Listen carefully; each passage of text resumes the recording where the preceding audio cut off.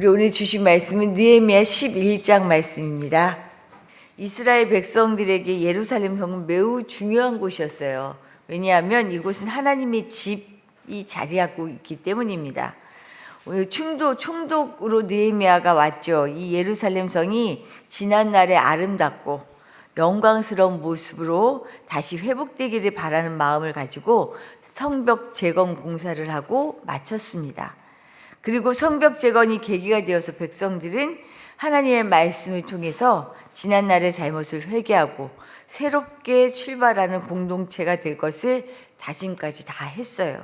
이런 의지가 모여서 우리가 어제 본 느헤미야 10장에서는 지도자를 비롯하여 온 백성이 하나님 앞에 그 말씀에 따라 순종하겠다, 그리고 충성스럽게 헌신하겠다라는 서약을 하고 인을 쳤습니다. 심지어는 서약을 어길 때에는 죽어도 좋다라고 하는 저주 맹세까지 하면서 이들은 자신들의 의지를 하나님 앞에서 결단을 한 거죠. 이들의 결단은 느헤미야 10장 마지막 39절에 아주 잘 나타납니다. 제가 한번 읽어드릴게요. 그 뒤에 뭐라고 얘기가 나오냐면 우리가 우리 하나님의 전을 버려두지 아니하리라. 우리가 하나님의 전을 버려두지 아니할 것입니다 라고 이야기하죠. 이제 외형적으로나 사람들의 준비된 그 마음이나 모두가 이제 포로에서 귀환한 유다 백성들은 다시금 하나님의 언약 백성으로 든든히 서서 신앙 공동체를 이루는 일만 남았습니다. 외형적으로도 갖추어졌고 마음도 갖추어졌고 이제 신앙 공동체로 언약을 기억하며 약속을 기억하며 서는 것, 이것만 남은 거죠.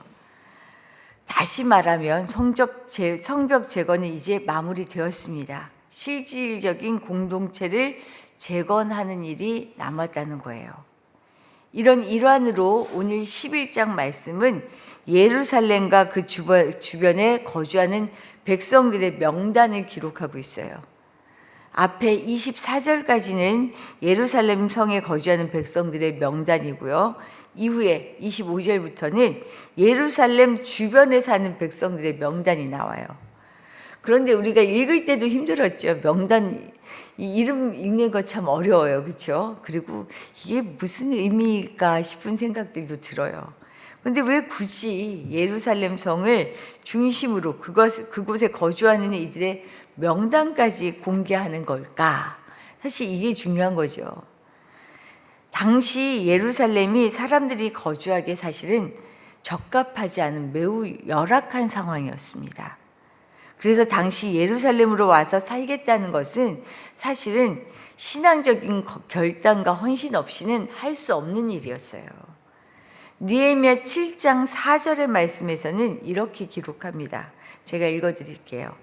그 성읍은 광대하고 그 주민은 적으며 가옥은 미처 건축하지 못하였음이니라. 성은 아주 크고요. 근데 주민들도 없고 거기에 살만한 가옥도 만들어지지 않았다라고 지금 얘기하고 있어요. 단순히 가옥이 없어서, 집이 없어서 사람들이 지금 살 수 없는 게 아니고요. 살아가기에 적합하지 않았기 때문에 집을 지을 엄두를 내지 못한 거예요. 포로 생활에서 돌아와서 갑작스럽게 2달이 채 되지 않아서 52일 만에 성을 완성했죠. 그렇게 완성하긴 했지만 성 주변에는요, 이들을 공격하려는 적들이 사방에 퍼져 있었습니다. 사실 성벽을 재건할 때에도 계속해서 방해했잖아요. 원래 여기에 정착하며 살고 있었던 사람들이 못 들어오게 막았잖아요. 마찬가지예요. 아직까지도 적들이 주변에서 시시탐탐 노리고 있다는 거죠. 항상 위험에 노출되어 있는 상황입니다. 그래서 이 예루살렘 성에 거주한다는 것은 성을 보호하는 방패막이와 같은 역할을 하겠다라는 마음이 있어야 여기에 살 수 있다는 거예요. 목숨을 걸고서라도 이곳에 머무르며 하나님의 전을 지키겠다라고 하는 헌신이 있어야 살 수 있었습니다.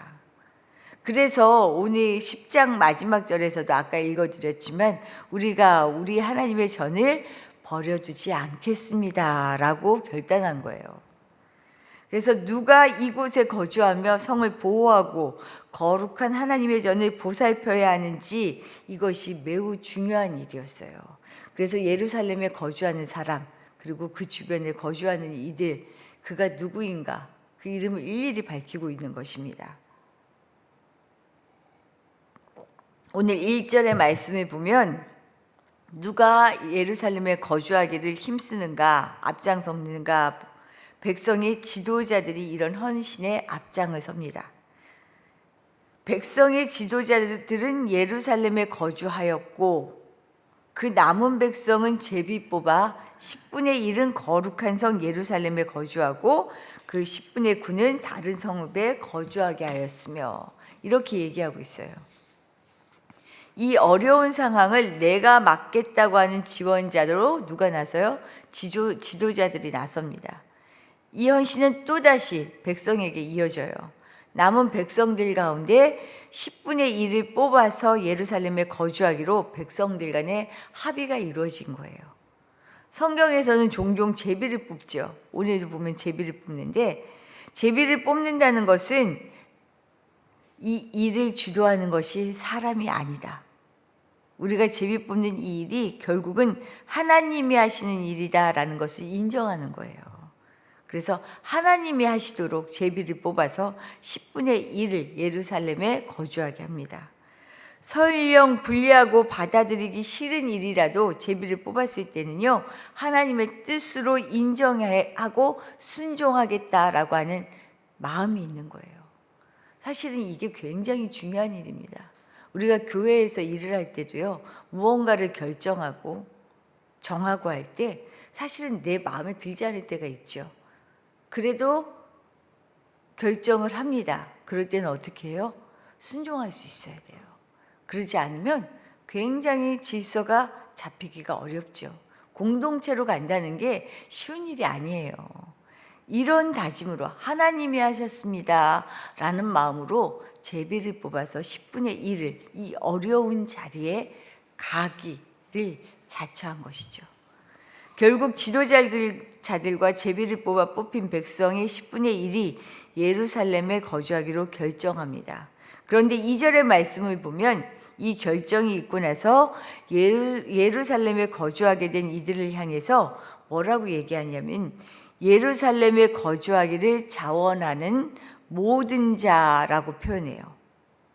여기에서 자원하는 자란 의미는 제물을 바칠 때 쓰는 뜻이에요. 뭐냐면 스스로가 하나님께 자신들의 삶을 완전히 제물로 드리는 것이다 라는 것을 말해요. 이들이 기꺼이 어때요? 새로운 신앙 공동체를 꿈꾸며 정말 헌신하고 있는 모습을 보여주는 거죠. 목숨 걸고 산다라는 것, 위험을 무릅쓰고 산다는 것, 언제든지 공격을 당할 수 있다라는 것을 알면서도 산다는 것, 헌신이 아니면 할 수가 없잖아요. 공동체가 세워지는 일에 있어서 가장 중요한 일 가운데 하나는 좋은 전통이 세워지는 것입니다. 좋은 분위기가 만들어지고 그것이 전통이 될 수 있는 것, 이게 굉장히 중요하죠. 스스로 먼저 낮아지고 헌신하고자 하는 일이 지금 지도자 위에서부터 시작되자 백성들은 스스로 이런 결단을 하게 됐다는 거예요. 교회 공동체는 물론 우리가 속한 공동체가 사는 길은 내가 먼저 자원하며 헌신하는 것에서 시작됩니다. 이런 선한 움직임이 전통으로 자리할 수 있는 기틀은 어때요? 정말로 예수님이 말씀하신 것처럼요, 한 알의 밀알이 땅에 떨어져서 썩는 수고와 헌신이 있을 때 가능합니다. 십자가가 아니고는요, 내가 죽겠습니다, 내가 먼저 죽겠습니다 하는 이 십자가가 아니고는 할 수가 없죠. 그래서 믿음의 사람들은 내가 속한 곳에 이런 선한 영향력을 퍼뜨려가는 사람이다라는 것을 기억할 수 있기 바라요. 그런데 오늘 말씀에는 예루살렘에 정착한 이들의 명단만 나온 것이 아니고 앞서 말씀드렸지만 25절 이하에는 예루살렘 바깥 그 주변에 정착한 이들의 명단도 나와요. 왜 그럴까요? 그곳 역시 하나님의 통치하에 있는 하나님의 나라입니다. 역할이 다르다는 거예요. 예루살렘 성에 머물러야 하는 사람들이 있는가 하면요, 하나님의 법이 세워지고 하나님의 통치가 실현되는 그 땅을 위해서 바깥에 머물러야 하는 사람도 필요해요. 앞서서 행하는 신앙인만이 신앙의 전부가 아닙니다. 부르신 곳이면 어디든 언제든 나서는 것이 신앙인 거죠. 누구든지 자신의 상황과 처지에 맞게 반응할 수 있어야 합니다. 바깥에 있다고 그냥 뒷짐지는 사람이 아니라는 거예요. 바깥에서는 바깥의 역할이 있죠. 오늘 본문에 살피면 어떤 이는 감독이 되고요, 어떤 이는 말씀을 인도하는 일을 하고, 또 하나님의 전 바깥 일을 맡거나 문지기 일을 하기도 합니다. 성전의 감독이 되기도 하고요, 어떤 이는 노래하는 일을, 백성을 다스리는 일을 하기도 합니다. 중요한 것은 하는 일과 역할은 모두 다르지만 각자의 부르심대로 자신의 소명을 잘 감당하며 충성하는 거죠. 나를 부르신 자리가 어디인가 돌아볼 수 있길 바라요.